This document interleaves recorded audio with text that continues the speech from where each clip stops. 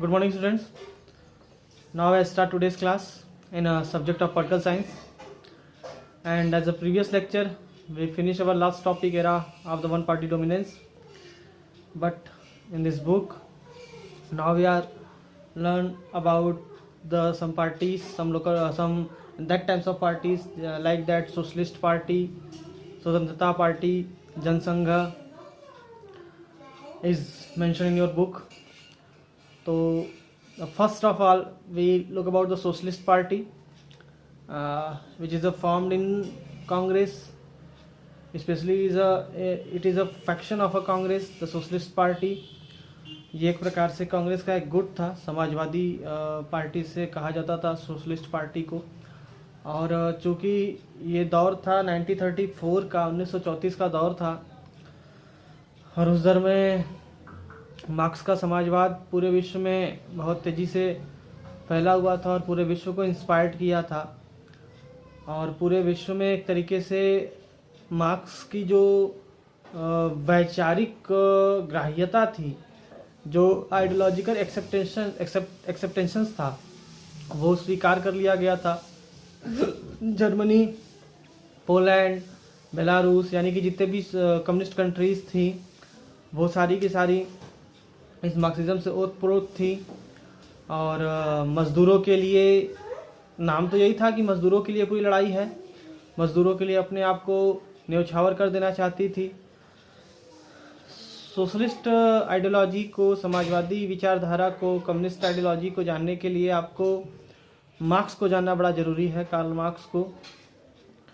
Specially marks के बारे में जो चिंतन आप करेंगे या मार्क्स के बारे में जो पढ़ेंगे, तो आपको ये पता चलेगा कि मार्क्स कितने बेहतर आइडियोलॉजर थे।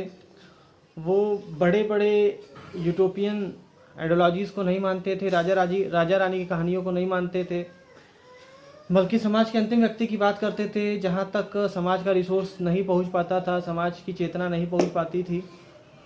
आज अपने अगल बगल में देखिए, लॉकडाउन की स्थिति चल रही है, हम अपने घरों में पड़े हुए हैं, सेफ़ हैं, सुरक्षित हैं, खाने को सारी चीज़ें मिल रही हैं, लेकिन समाज में बहुत सारा ऐसा तबका, बहुत सारा लोग ऐसे होंगे, ऐसा तबका होगा जो एक प्रकार से उनका जो इकोनॉमिक एक्टिविटी होगा वो रोज़ कुआं खोदने वाला और रोज़ पानी पीने वाला इकोनॉमिक एक्टिविटी होगा।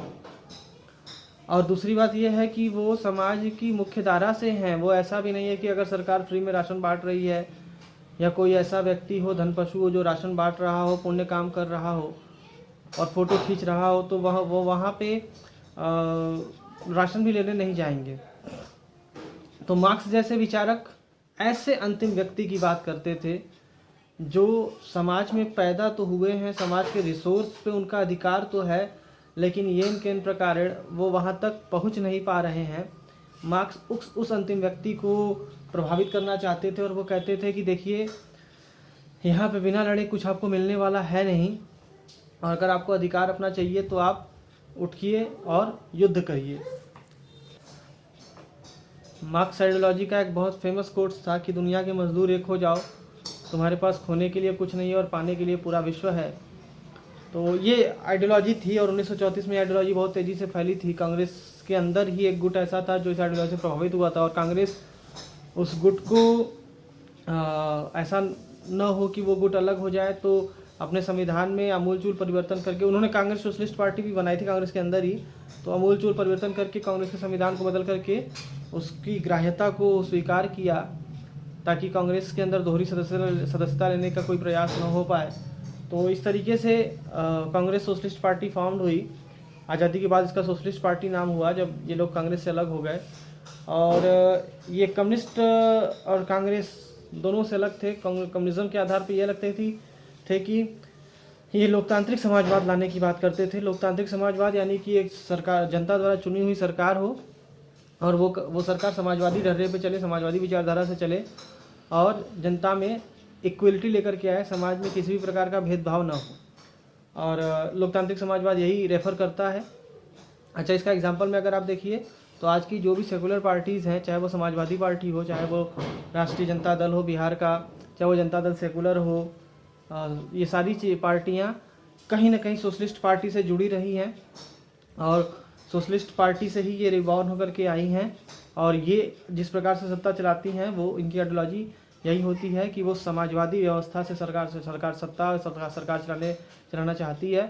जैसे अगर हम किसी एक पार्टी का नाम न लेकर के सारी पार्टियों की आइडियोलॉजी की बात करें तो वो समाज में धर्म के नाम पर, जाति के नाम पर, संप्रदाय के नाम पर, चाहे वो अर्थव्यवस्था आर्थिक आधार पे किसी भी प्रकार का डिस्क्रिमिनेशन नहीं मानती है, वो सभी को एक ही समझती है। लेकिन इसमें भी आज के समय वर्तमान समय में आप देखें तो बहुत सारी त्रुटियाँ आ चुकी हैं। लोग धर्म के नाम पे इक्वलिटी लाने की जगह धार्मिक तुष्टीकरण की नीति अपना लिए हैं। एक धर्म विशेष के लोगों को खुश करने का प्रयास करने लगते हैं, एक जाति के लोगों को विशेषकर खुश करने का प्रयास करने लगते हैं, एक वर्ग को खुश करने का प्रयास करते हैं। और ये सारी पार्टियां करती हैं। जो पार्टी सत्ता में रहती है वो अपने समर्थकों को खुश करना चाहती है, फिर जो दूसरी पार्टी सत्ता में आती है वो दूसरों को खुश करना चाहती है। समाज के वाद के नाम पे ये ढोंग चलता रहता है, और इस वजह से ये एक राजनीतिक विवंचना है, ये एक राजनीतिक श्राप है। और जिस प्रकार से इस वजह से भारतीय राजनीति अभिशप्त है और वो मूल विकास को नहीं पा सकती है, मूल विकास को नहीं पा सकी। वरना दुनिया की दूसरी सबसे बड़ी आबादी और 7वां सबसे बड़ा लैंड मास होने के बाद भी, इतनी सारी महान नदियां होने के बाद भी, प्रचुर मात्रा में सूर्य की रोशनी होने के बाद भी हम बहुत सारे इंडेक्स में बहुत पीछे हैं। तो कहीं ना कहीं हमारा समाज और हमारी राजनीतिक व्यवस्था इसके लिए दोषी है। और ये समाजवादी पार्टी का मैं आपको समझा रहा था। समाजवादी पार्टी मतलब जो उत्तर प्रदेश में रन कर रही है उसकी बात नहीं कर रहा हूँ, ये समाजवादी विचारधारा की बात कर रहा हूँ। समाजवादी विचारधारा से जो ओतप्रोत पार्टियाँ हैं उनकी बात कर रहा हूँ।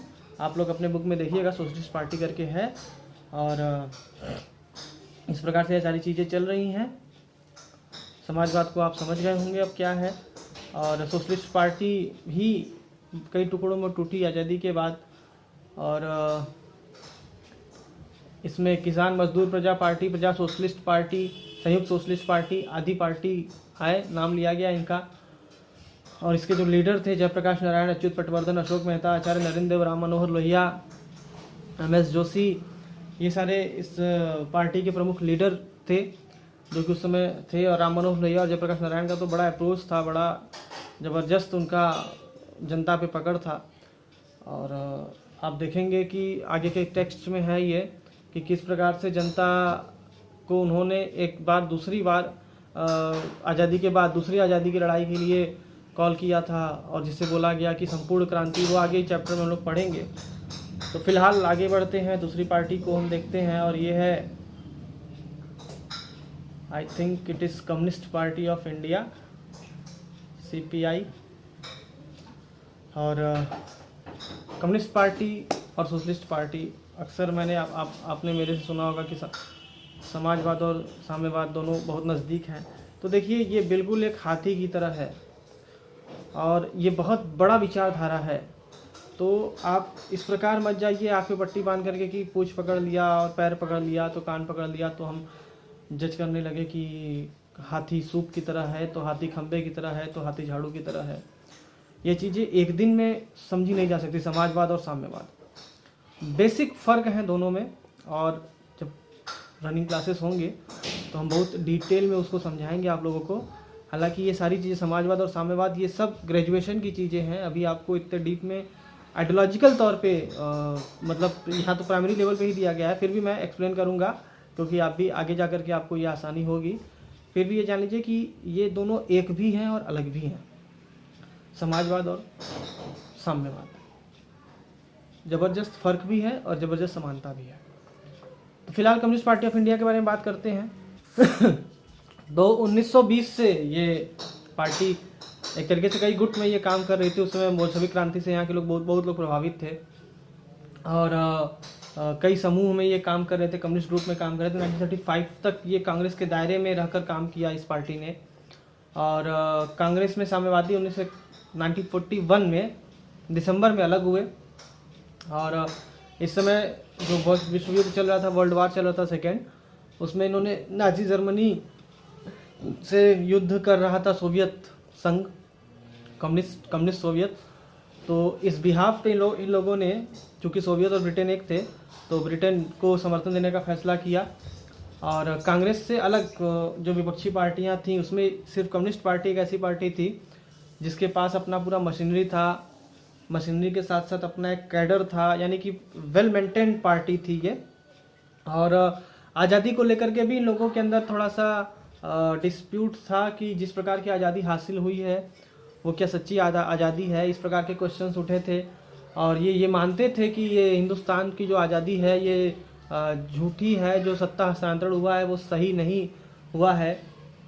और इस प्रकार से इन लोगों ने आज़ादी को यानी कि स्वीकार नहीं किया, एक तरीके से कह लें कि ये सिर्फ पूंजीपतियों द्वारा पूंजीपति को दिया गया एक अथॉरिटी है। तो उसी समय इन लोगों ने तेलंगाना में सशस्त्र विद्रोह भी किया, और चूँकि जनता का समर्थन हासिल नहीं था तो इनको वो विद्रोह का रास्ता छोड़ना पड़ा, हिंसा का रास्ता छोड़ना पड़ा। और उसको छोड़ करके 1951 में वो जनरल इलेक्शन में पार्टिसिपेट किए और दूसरी सबसे बड़ी पार्टी बनकर के और मुख्य विपक्षी पार्टी बनकर के सामने आए, 16 सीटें जीती। तो इस प्रकार से ये त्वरित राजनीति में आए, भारतीय राजनीति में आए। इसके प्रमुख जो नेता थे वो थे A.K. गोपालन, M.S.A. Dange, E.M.S. Namboodiripad, P.C. Joshi, Ajay Ghosh, P. Sundarayya. और चीन और सोवियत संघ के बाद जो विचारात्मक अंतर आया तो इस पार्टी के अंदर भी थोड़ा सा विचारात्मक अंतर आया, और यह पार्टी 1964 में एक बड़ी टूट का सामना किया इसने। और सोवियत संघ का जो विचारधारा मानने वाला था वो कम्युनिस्ट पार्टी में रहे, और जबकि विरोध में जो राय रखते थे वो कम्युनिस्ट पार्टी, विरोध में जिसने राय रखा भारतीय कम्युनिस्ट पार्टी, और जबकि विरोध में जो राय रखा वो भारतीय कम्युनिस्ट पार्टी मार्क्सवादी या CPIM नाम से जाने गया। यानी जो सोवियत संघ के साथ रहा वो कम्युनिस्ट पार्टी ऑफ इंडिया रहा, और जो इसके विरोध में रहा वो CPIM यानी कम्युनिस्ट पार्टी ऑफ भारतीय कम्युनिस्ट पार्टी M मार्क्सवादी के नाम से अलग दल बना। और आज तक ये दल काम करे, CPIM। ये पश्चिम बंगाल में रन कर रहे हैं, केरला में रन कर रहे हैं, आंध्रा में भी है इनका अस्तित्व, और JNU वगैरह में तो है ही इनके विचारक मानने वाले इनके लोग। JNU में है, NDTV के ऑफिसेज में है। हालांकि कोई नहीं स्वीकार करना चाहिए सारी विचारधाराओं को, और बस ये विचारधारा देश को तोड़ने का काम न करे, जोड़ने का काम करे। तो इस प्रकार से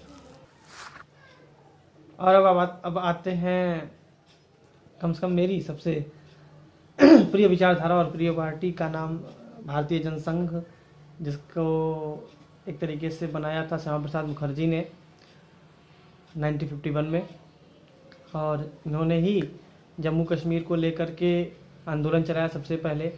कश्मीर में जब वहाँ पे वीज़ा सिस्टम लागू हुआ, परमिट सिस्टम लागू हुआ, तो उन्होंने कहा, श्यामा प्रसाद मुखर्जी ने कहा कि अपने ही देश में जाने के लिए मुझे किसी से परमिशन की आवश्यकता नहीं है। और वो जम्मू कश्मीर गए और उन्हें फिर जम्मू कश्मीर में नज़रबंद किया गया, उनको हाउस अरेस्ट, वहाँ पे अरेस्ट किया गया। शेख अब्दुल्ला की सरकार ने उनको अरेस्ट किया, जेल में ही उनकी मृत्यु हो जाती है। तो कस्टोडियल डेथ जो होता है तो उसके पीछे की राजनीति आप जानते हैं, कोई प्रश्न नहीं उठता। सत्ता, आज लोग कह रहे हैं कि सत्ता का दुरुपयोग हो रहा है, और 1951 में तो सत्ता में ये पार्टी नहीं थी। और सबसे बड़े आप ये प्रश्न उठेगा कि 1951 देश को आज़ाद हुए 4 साल, और विपक्ष का नेता एक आंदोलन चलाता है, वो कहीं जाता है, उस जगह पे उसको अरेस्ट किया जाता है और जेल में उसकी मृत्यु हो जाती है, और पूरा देश शांत रहता है। और आज कुछ लोग प्राइम टाइम में बैठ करके और अन्य जगहों पे बैठ करके क्वेश्चन उठाते हैं कि भारत में लोकतंत्र मर रहा है। तो बहुत सारी चीज़ें हैं, चूँकि हम और आप अध्यापक और छात्र हैं, और हमारा नैतिक कर्तव्य है कि हर चीज़ों पे प्रश्न उठाया जाए। अगर कोई प्राइम टाइम में चश्मा पहन करके आपको बहका रहा है, आपकी अभी कुछ न जानने की वजह से आपको गलत तथ्य प्रस्तुत कर रहा है, तो मेरा ये नैतिक कर्तव्य है कि उन सही तथ्यों को मैं आप तक पहुंचाऊं। तो भारतीय जनसंघ पे आते हैं।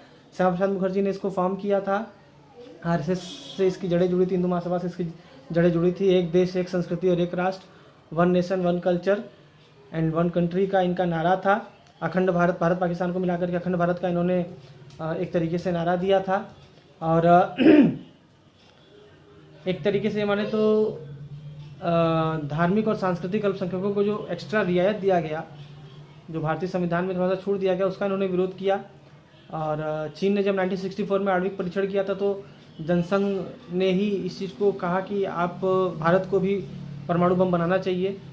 और 50 तक ये राजनीति में हाशिए तक थे, 52 तक भी बहुत कम, 3 सीटों पर सफलता मिली।